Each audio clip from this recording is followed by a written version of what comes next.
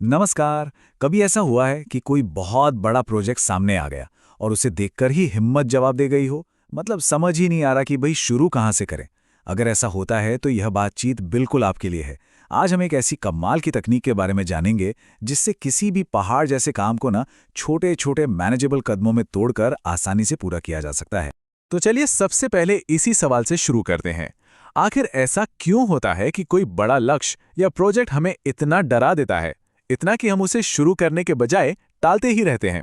यकीन मानिए, ये सिर्फ आपके साथ नहीं होता। ये एक बहुत ही आम एहसास है और इसके पीछे कुछ बड़े दिलचस्प मनोवैज्ञानिक कारण हैं। तो आइए इस डर की जड़ तक पहुंचते हैं। जब हम किसी बड़े काम के बारे में सोचते हैं तो हमारे दिमाग के अंदर आखिर चल क्या रहा होता है। देखिए होता क्या है ना, जब कोई काम बहुत बड़ा और थोड़ा अनक्लियर सा होता है तो अपना दिमाग उसे एक भारी बोझ की तरह देखने लगता है। फिर शुरू हो जाती है ओवरथिंकिंग। अरे इसे कैसे करेंगे, इसमें तो बहुत टाइम लगेगा, क्या ये मुझसे हो भी पाएगा?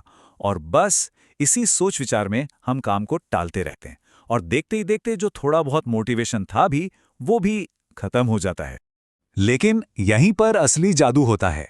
जैसे ही उस बड़े काम को छोटे संभालने लायक हिस्सों में तोड़ा जाता है ना, दिमाग का नजरिया ही बदल जाता है। अचानक वही पहाड़ जैसा काम अब चढ़ने लायक सीढ़ियों जैसा दिखने लगता है। तो इसका हल क्या है? हल है काम को सही तरीके से बांटने की कला। ये एक ऐसा प्रैक्टिकल तरीका है जो न सिर्फ डर को खत्म करता है बल्कि काम पूरा करने का एक बिल्कुल साफ रास्ता भी दिखा देता है। चलिए सीखते हैं कि ये करना कैसे है।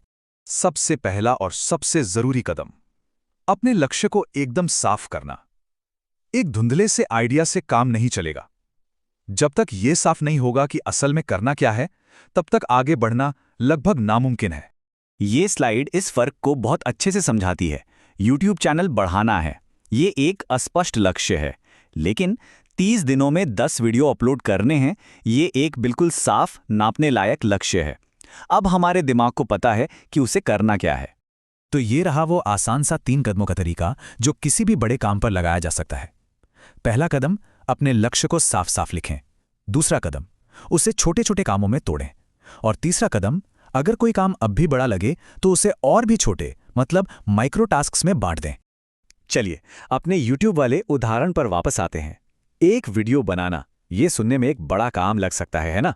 लेकिन जैसे ही हम उसे ऐसे छोटे कदमों में बांट देते हैं, टॉपिक चुनना, फिर स्क्रिप्ट लिखना, फिर रिकॉर्डिंग करना, तो ये एक सीधी सीधी चेकलिस्ट बन जाती है। कोई भी इसे पूरा कर सकता है। लेकिन मान लीजिए इस लिस्ट में से कोई एक काम जैसे कि स्क्रिप्ट लिखना अब भी मुश्किल लग रहा है, तो नियम बहुत सीधा है, उसे और भी छोटा कर दो। देखिए, स्क्रिप्ट लिखने जैसे काम को भी कैसे छोटे छोटे हिस्सों में बांटा जा सकता है। पहले सिर्फ मेन पॉइंट्स लिख लो, फिर सिर्फ इंट्रोडक्शन, फिर बाकी का हिस्सा। अब हर एक कदम 20-30 मिनट का काम बन गया है। इसे शुरू करना कितना आसान है ना?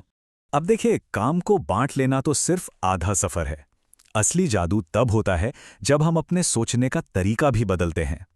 तरीका जानने के बाद सही मानसिकता अपनाना बहुत ज्यादा जरूरी है। बस इस एक लाइन को अपना मंत्र बना लेना है। जब काम करने बैठें तो पूरा ध्यान सिर्फ उस एक छोटे से माइक्रो टास्क पर होना चाहिए। पूरी स्क्रिप्ट का बोझ दिमाग पर नहीं डालना है। अभी सिर्फ इंट्रोडक्शन लिखना है तो बस उसी पर फोकस करना है। इससे तनाव एकदम से कम हो जाता है और फोकस करना कहीं ज्यादा आसान हो जाता है। एक और बहुत असरदार तरीका है छोटी छोटी डेडलाइंस तय करना। पूरे प्रोजेक्ट के लिए 1 महीने की डेडलाइन रखने के बजाय हर छोटे काम के लिए 1 दिन की डेडलाइन रखिए। जैसे आज स्क्रिप्ट पूरी करनी है, कल रिकॉर्डिंग और परसों एडिटिंग। इससे एक मोमेंटम बनता है और काम टलता नहीं है। और हाँ, जब भी कोई छोटा हिस्सा पूरा हो तो खुद को एक छोटा सा इनाम जरूर दें। ये 5 मिनट का ब्रेक हो सकता है या कुछ और जो भी पसंद हो। ऐसा करने से दिमाग को ये सिग्नल मिलता है कि काम पूरा करना एक अच्छा अनुभव है और इससे लगातार काम करने की आदत बनाने में बहुत मदद मिलती है।